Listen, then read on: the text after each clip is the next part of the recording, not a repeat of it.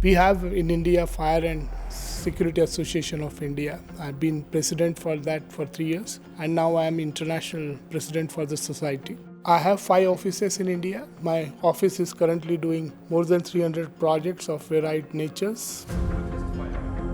We have seen very unfortunate accidents in hospitals, specifically because of the heavy air conditioning loads and also many times smoke evacuation systems which were not rightly planned and lack of passive fire systems. India is now going to get 100 smart cities, and with the smart city infrastructure, probably day is not far where buildings will be monitored. In fact, in city of Mumbai, they just launched the smart city surveillance system.